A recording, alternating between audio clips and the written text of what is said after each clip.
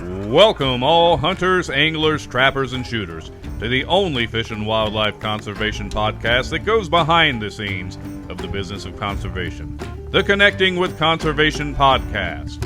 Our podcast is hosted by John Gassett from the Wildlife Management Institute and Jim Curcuruto of the Outdoor Stewards of Conservation Foundation. John and Jim will talk with experts from all sectors of the conservation arena about their passion for conserving the great outdoors. So please welcome our hosts of the Connecting with Conservation podcast, John and Jim.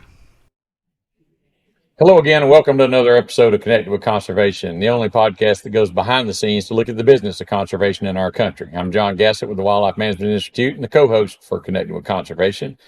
Here today with my fellow co-host, Jim Curcuruto. Jim, people are finishing up deer seasons now. Youth seasons are about done. There's a lot of late youth deer hunting season opportunity, and they're wrapping those up. But, I want to remind our viewers, it's always important to take new people out there, especially kids. Get them out in the field. Let them have a good time. Let them experience the outdoors and get them away from their tablets and phones. So, hope y'all think the same thing. But tell us what's going on with you, Jim. Well, you're talking about, getting people outside, hunting, fishing, trapping, or shooting. Also, like wildlife viewing is a great way to introduce people that, are a little bit hesitant.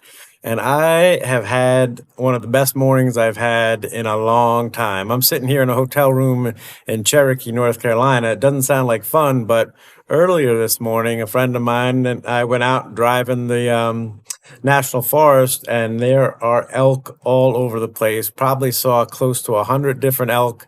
And one of the last ones we saw tucked in the woods was a 6x6 bull, and just awesome to see. Not a lot of people around this time of year, and got to see 5 cross a river right in front of us, and just a great way to introduce somebody to, hey, let's go wildlife viewing, and then talk about hunting, fishing, trapping, or shooting. But actually, if you don't mind, John, tell a story about how elk got to North Carolina. Yeah, recently. So we talk about conservation funding on this show. That's what it's about. And these projects were all these elk projects in the Eastern Restoration projects were funded by PR dollars. Rocky Mountain Elk Foundation, a big nonprofit that deals with elk, they put a bunch of money into it. But states use their PR dollars, their excise tax dollars, to put elk on the ground. Now we have them in 12, 13 states in the East, where back in the mid '90s there were 2 states in the East that had them. So we're growing an eastern elk herd. But on the sportsman's dollars, on the sportsman's and sportswomen's excise tax dollars, and the manufacturers that collect those and pay them.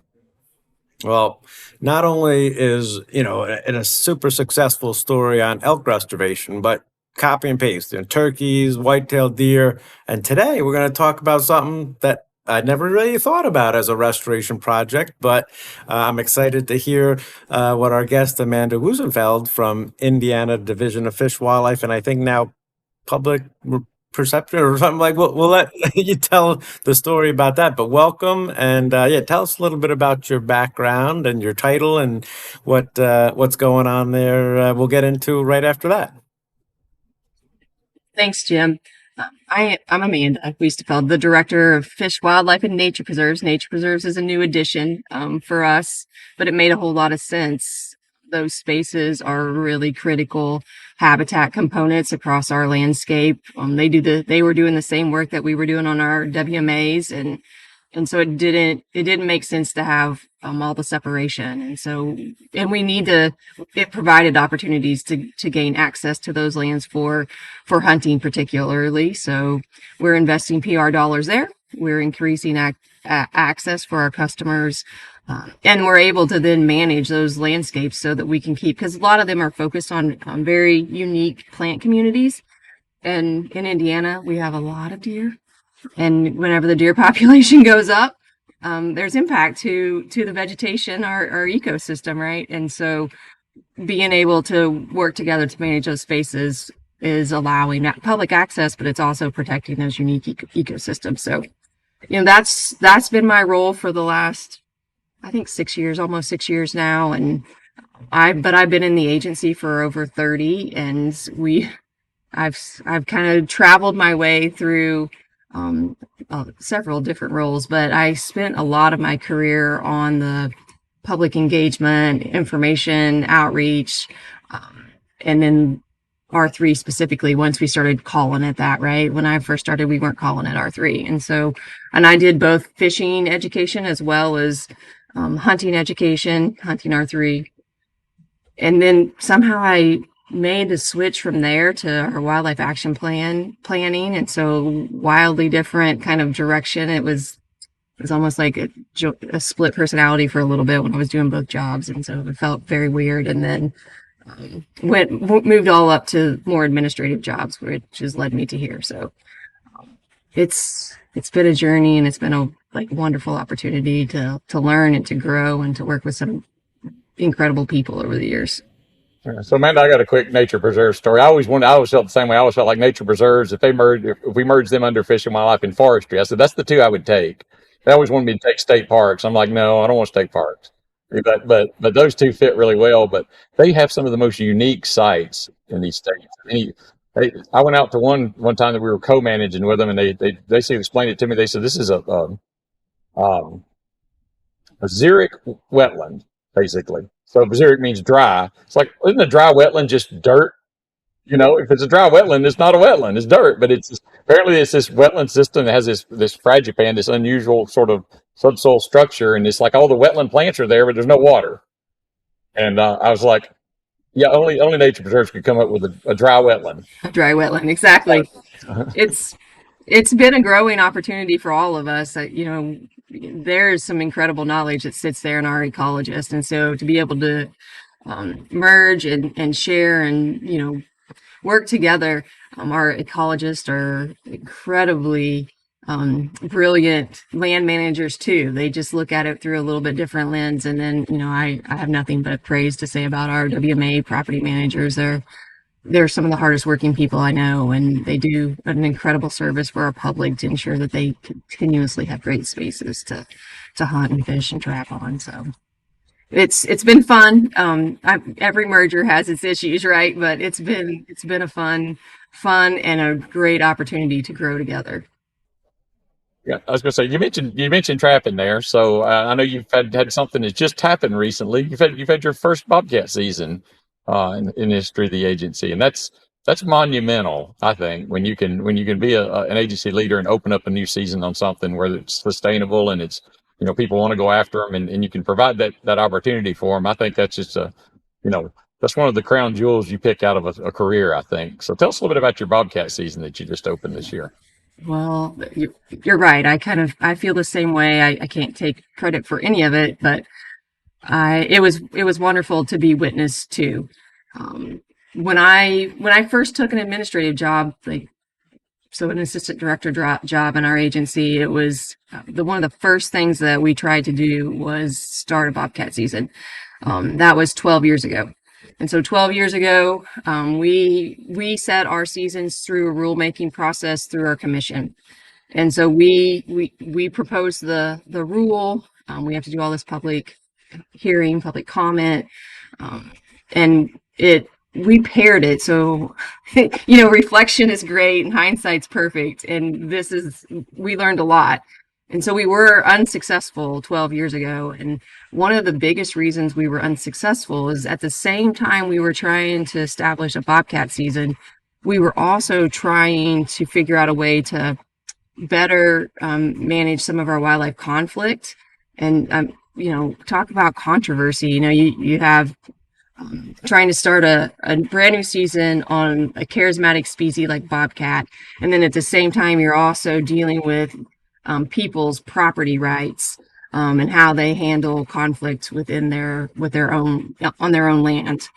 And in hindsight, you're just like, why did we do the things we did? But this wildlife conflict part of that rule didn't allow people to.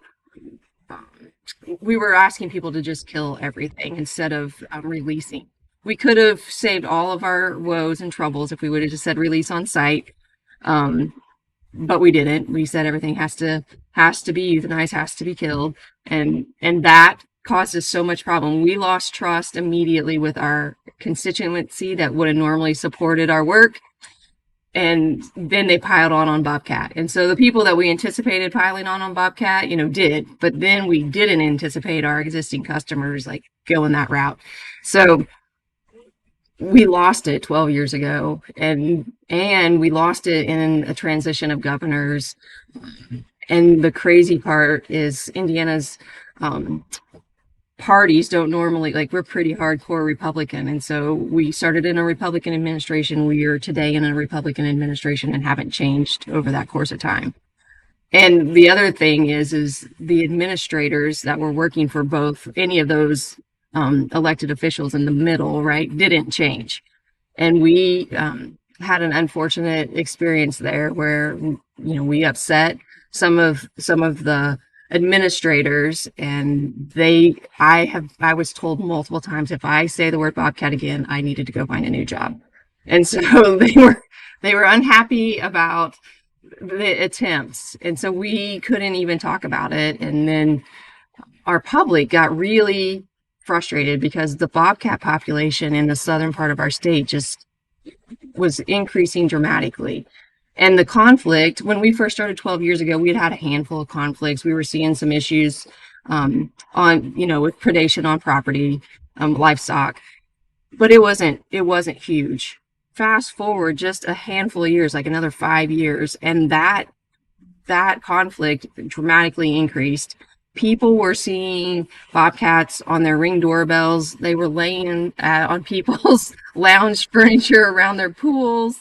They were being seen in very, suburbia, like not just like rural America. They were being seen in some highly populated places, which Indiana's, I think we're one of the most highly populated eastern states, like evenly spread. So we don't have a huge population, but if you look the density across Indiana with the way our people have spread out, everybody has 10 acres and has their house, and your neighbor is just a few yards away on their 10 acres. And so anyway, lots of places where Bobcats were showing up in unusual ways, lots of predation on small dogs, lots of predation on cats. And that's traumatic for people, right? They see that and then they're upset. So that increased. And then they started calling their legislators, and the legislators were never involved in the original because we set our rules through our commission. And so our legislature was not involved. Well, enough phone calls go to enough legislators, they become involved. So they started calling the agency and asking us why. And we were as honest as we could be. Right. And eventually we had a legislator call and say, I am going to propose a bill. You guys have to do a Bobcat season. And he did us a really solid job in how he proposed that legislation. He understood that the agency should be the one setting the parameters around the season, but he just wanted to make sure we had to do it. And so he basically put a law on the books that said the Department of Natural Resources must have a Bobcat season by X date. And that was all he said, and it passed. And so then we were forced into another rulemaking process. This time I think, took it a little bit smarter approach, and we went very, very conservative. But also maybe, I don't know, like a lot of people are like, how in the world did you pick trapping only? And the reason we picked trapping only was because the entire time between 12 years ago and now, I've had dozens of conversations myself with our Humane Society here in Indiana, and their biggest concern was we didn't understand how many Bobcats we have in the state of Indiana. And you guys know we don't usually count individuals, right? We talk about trends and we talk about stability and that kind of stuff around populations. But they just kept like, you don't know how many, so how can you have a take? And so when we knew that was going to be the biggest argument, the thing that they were going to hang their hat on. And so we wanted to make sure that we worked in cooperation with Research University and developed a model that allowed us to look at the landscape, look at suitable habitat, and then enter all of the data that we've been collecting over the years to talk about all the places that could sustain bobcats and how many bobcats could be, sustained over that landscape. And so then from there, we were able to like take into that model, and then you could see the population continue to grow, which is what we want, because we do have still an emerging population of bobcats in the state. They're not everywhere, they're largely everywhere, but the population isn't as high on the northern 2/3 of our state as it is in the southern third of the state. So we want to make sure we're managing the population so that it continues to grow, right? Like it'd be awesome to be able to have bobcat season across the entire state of Indiana. And so that's the goal. We want to make sure we're continuing to grow bobcats. So we picked trapping because it was a smaller population of people that would be out in the field attempting harvest. And then we also knew it would be at a slower pace so that we could open a season and close a season without a huge overshot, right? Because that was the last thing I wanted, is for us to set, because we knew we couldn't get a huge quota. And if we had, a gun season as well, a hunting season as well, then all of our quota could get ate up in a couple days. And so we had a quota of 250 animals. And so we went the trapping only path. Our customers felt very strongly that was a real reasonable place to start. Do they want us to allow hunting? 100%. Do they want us to have a higher quota? 100%. Do they want it to be in more counties than what it is today? Yes. And we will get pressure to do that as we roll forward. But I've never witnessed, well, I guess maybe we have recently, but it's not too often that you witness customers like posting on social media. I mean, you can go look all of the social media trends and conversations during that time when the season was coming up. And the volume of customers that really understood and supported the reasoning behind the season is impressive. And I watched people come onto the social media sites and complain, and then I'd watch the public say, you have to understand, we got to start. This isn't the finish, this is the start. And we're going to start small, we'll get to bigger, we'll expand. And so hearing the public answer your questions and defending is one of the coolest things that I have witnessed. And we've seen it a couple times here, but the Bobcat stuff, it was particularly impressive. And I give all of that credit to our staff, right? They have done a tremendous job of forward-facing public engagement, very transparent from both the people that oppose the season and support the season. So it's not like we were picking our people to talk to. We talked to everybody, and they did a really, really good job. And so we opened it, and within 30 days we closed it, and we went over like 3 cats. I think we were over 3 cats. So a really, really good job. Well, so you mentioned when you got, people are opposing what you want to do, and other people, they think you're going to kill too many, and the other folks think you're not going to kill enough. You're probably pretty close to being in the right place. Right. Yeah.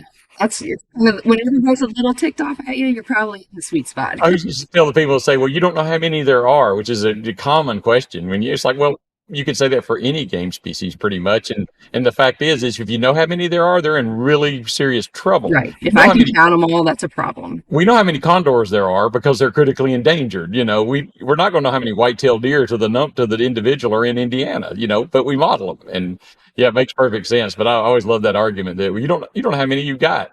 I don't need to know how many. I can watch the trend and apply a little pressure and see what the trend does. So, but, yeah, it was fun to watch, and I'm really proud of our staff. I think they were tremendous through it all. And I mean, that's hard, right? You're getting beat up from every direction, and it starts to feel personal a little bit, but they did a really, really good job. It's the one thing I did that I got legitimate death threats over when we opened Sand Hill crane season. And same thing. They didn't, one crane was too many. And yeah, I got some pretty nasty letters, but we still have a crane season. Right. And now it's less of a deal, right? Everybody trusts that we're managing appropriately.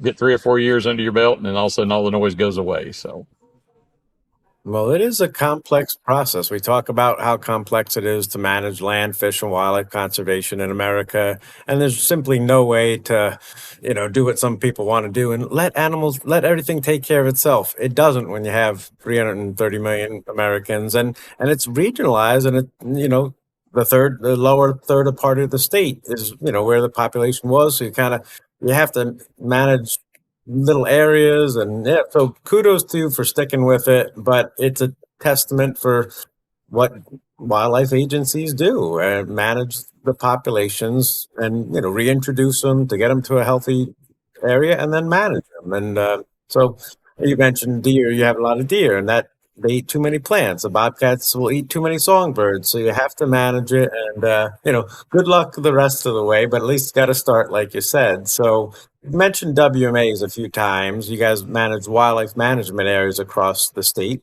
funded again probably by hunters, anglers, trappers, and shooters in most part.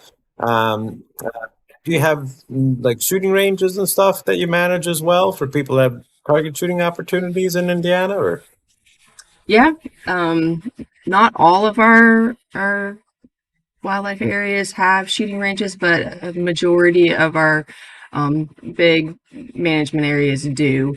And we have a kind of a varying degrees of type of shooting ranges on our properties. Some real like modern baffled ranges, where we have range officers and, live fire and those ranges. It's really been funny or it's been interesting, I guess. Funny is not the right word. Interesting is the right word to watch. We felt, I don't know, maybe 15 years ago that those modern ranges were really the place that we wanted to be. And they are popular, so I don't want to take away from their value.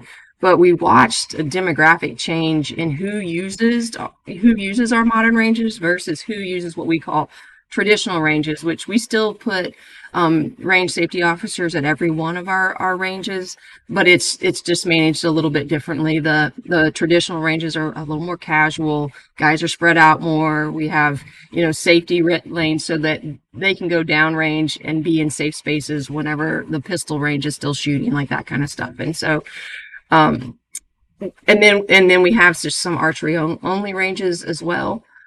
So we have kind of a varying degree, but I'll tell you the volume of people that use our ranges, especially the traditional ranges, because they're free. So those are all managed with no cost to the public because they're being paid for by our hunters and shooters across the state. And so we feel like we need to maintain some of those spaces. The big baffled modern ranges, we have to charge a minimal fee because we manage those on our properties through a concessionaire most of the time. And so we have a private business managing those ranges, but they offer a whole suite of services that as an agency we can't do. So they'll sell firearms, they'll have all kinds of equipment that shooters have then at their finger whenever they show up at the range. And so it's clear we need both. We were kind of transitioning to modern, but after we watched the change in demographics, we realized we needed to kind of stay with some diversity and type. And then the other thing that I don't think it's unique to Indiana, but we've been working over the last decade or so to kind of specifically identify the right spaces to develop ranges in. Our management areas aren't equally spaced across the state, and obviously sometimes our management areas aren't really where the people are.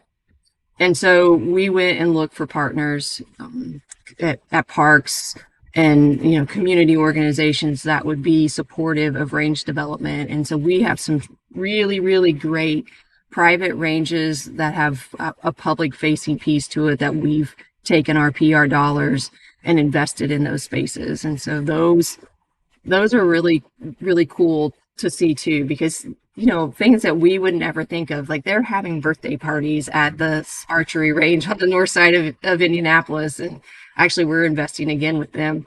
They're this kind of clientele that we would have never thought about are requesting indoor range, and so we developed a big outdoor range there, and it's done really, really well. But now they want to invest in an indoor range because they have so many corporate parties and birthday parties, and it's all about getting people together and shooting.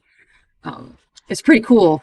And so you get, when you think like that, then you get to do some little different things that as the agency we couldn't do that as the agency. So, but it's fun to do it in partnership. Yeah, we've had a number of guests on talking about shooting range development and different models and everything. And Jim, have we had one yet that says, well, sometimes we build them and nobody shows up? Right, It's like the exactly. Yeah. demand greatly exceeds the supply. There's no Right. question. So, So yeah, yeah, I mean, we hit on, trapping and hunting and target shooting, but Indiana's got all sorts of fishing opportunities as well under your umbrella. Like, you don't have enough to do, Amanda. Tell us a little bit about the fishing opportunities, and I don't know if you have hatcheries and stuff like that as well, or Yeah. So we're a relatively small state, but we kind of have this long, skinny state, right? And then, so if you look at Indiana, nobody thinks of us as a coastal state, but we actually touch this little tiny piece of Lake Michigan. And so we have access to big water, and we have a hatchery system in the northern tier that is a cold water hatchery that grows salmon, steelhead, and we have a pretty strong fishery around those species up in that northern tier. And in fact, one could probably argue that they have some of the greatest economic benefit to those little communities that are all along that coast. And so those hatcheries are absolutely critical to ensure that those systems stay in place. And so, we have that in our northwest, and then the whole like kind of northern third of Indiana, we have a lot of glacial lakes, and so there's a unique kind of fishing opportunity there. Little small glacial lakes that people can get on. Largely, we try on all the big ones to have public access. We're not 100% there, but we have pretty good public access. Probably 350 access sites across the northern tier of our state, and then as you move south, we really move into river systems. And so there's tons of river access in the state. And just the farther south you go, then we get into big rivers. And so, a lot of catfishing, with paddlefish, we have a commercial fishery still here in the state of Indiana on those big rivers. And so it's pretty diverse. As for a state that's no bigger than ours, we have a lot of different opportunities for people. And, unfortunately, we have the invasive carp issue, and so we're working to manage through that, and we're getting some pretty good support there.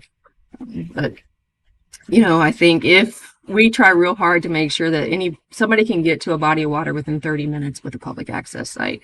And so my access crews are tremendously busy, springtime cleaning ramps, all summer making sure trash is picked up and everything's mowed, and it's a busy part of our business. yeah. Those access points on water, I think, are so important to recruitment because, that's the lowest bar, really. If you can, you can teach someone to fish in 30 minutes and, very, very inexpensively, they can be on the water catching bluegill.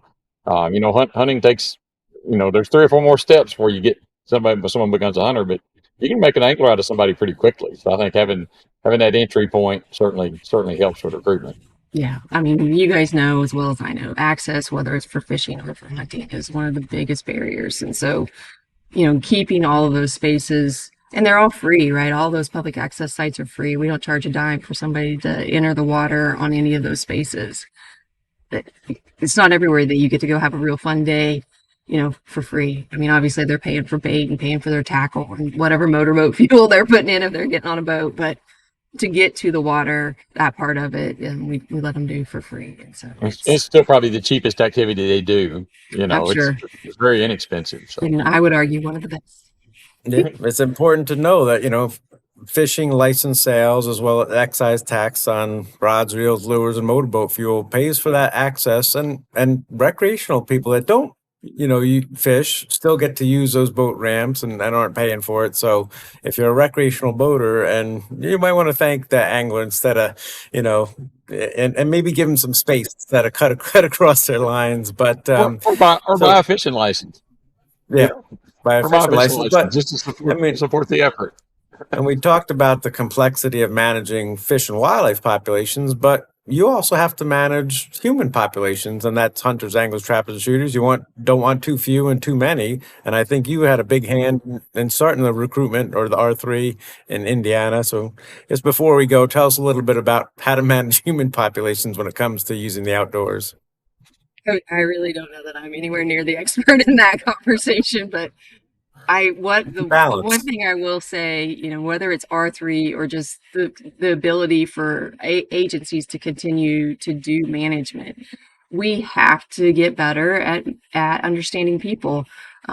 We like to think we're in the business of wildlife and fisheries management, but when you cut it straight at it, we're in the business of serving the public and serving people. And so you have to get really, really good at um, kind of balancing that, right? Balancing the needs of our fish and wildlife populations, but also balancing the needs of our public. And, when I first started, we didn't talk about that, like balancing the needs of public. We thought we made decisions for wildlife, for fish, right? We didn't make decisions for people. And maybe then we were afforded more opportunities to do those things. But pretty quickly after I got really into it, we became aware that we're not really able to just make decisions for wildlife and for fish. We have to make it for the people as well. And I think we have some incredibly talented staff that have picked that up and adopted it right into the way they do their work. And so, you know, every decision that we make is a people decision today. And whether it's wildlife disease, whether it's slot limits for bass, whether it's you name it, like every bobcat seasons, right? Every single one of those is very much people. And I think kind of a good example, which one of the ones I'm really, really proud of staff for doing, is we had a situation up in that northern tier where we had all of those natural lakes, and I'm sure it's happening across the country, not just Indiana, but there's grown this population of fishermen, and largely we're a bass fishing state with some panfish, right? And so we have really good bass fishing in several of those northern lakes. Um, but we've started to see some declines, and it's because nobody takes home bass anymore. We are a catch and release public.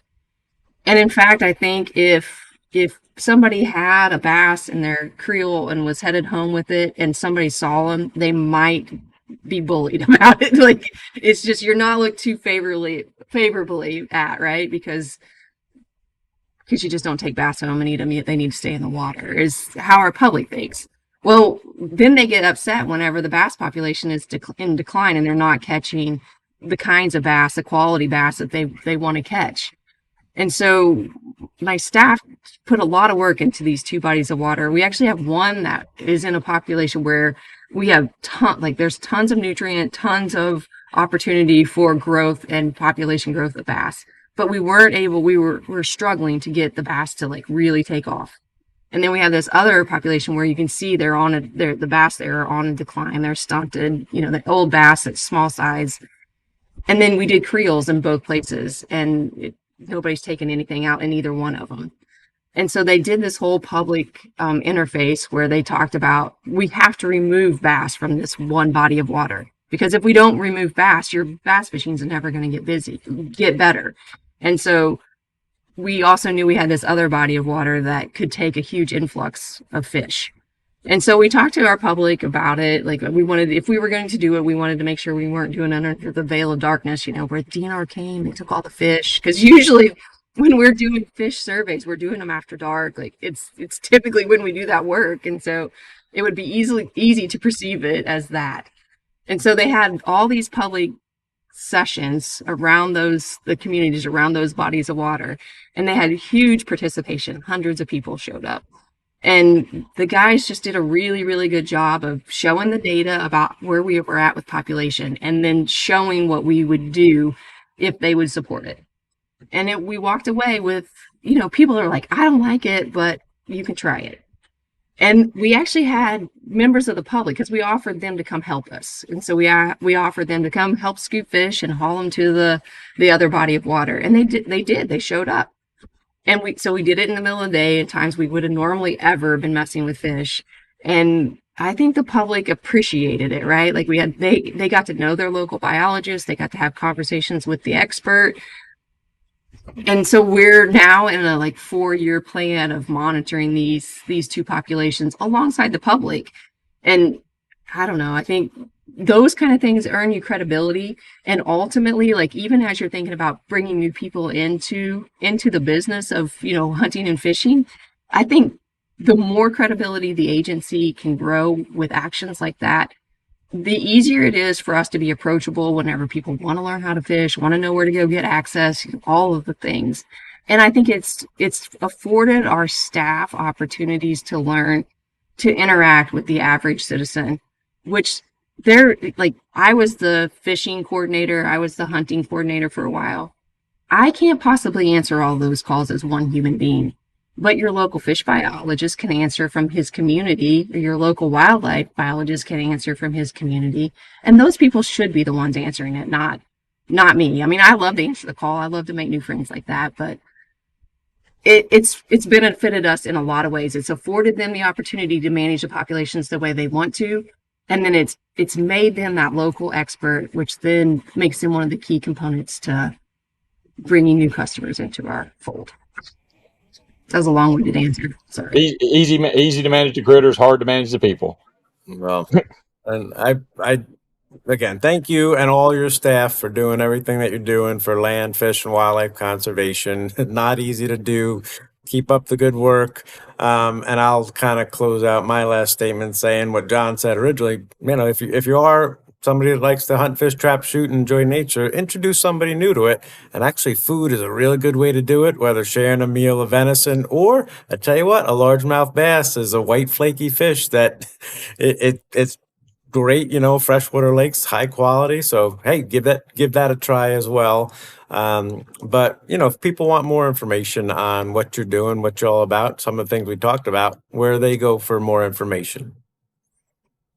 So we work really hard to have an accessible website. I'd always just send them straight to our website, and that's just www.in.gov/DNR. And you'll be able to get to Fish and Wildlife, all of our programs within the department, but Fish and Wildlife's programming is pretty front and center there. Cool. Amanda, thank you for coming on. It's always good to hear from my neighbor to the north. And congratulations on the Bobcat season. I was really happy to see that. I'm a trapper as well, so I was glad to see that come about. So, but thank you for everything you're doing. Your agency's doing great work, and just keep up the good work. To our listeners, like Jim said, we manage wildlife populations very effectively because when we take some out, we know they're going to get replaced. And as hunters and anglers and trappers and shooters, we're not doing a good job replacing ourselves. Our numbers are going down. So next time you go to the field, think about taking someone with you that hadn't been before. It'll be a great experience for them. Probably be a great experience for you too. So, but that helps carry on the tradition. So other than that, thanks for listening. If you like this episode, give us a subscribe to us, give us a thumbs up or a like. And then we'll see you in the woods or on the water. Thanks for listening. Thanks for listening to this episode of the Connecting with Conservation podcast. Please do us a favor and tell your buddies, friends, family, and others about what you've learned here today. If you like what you heard, come on back anytime and listen to another episode of the Connecting with Conservation podcast.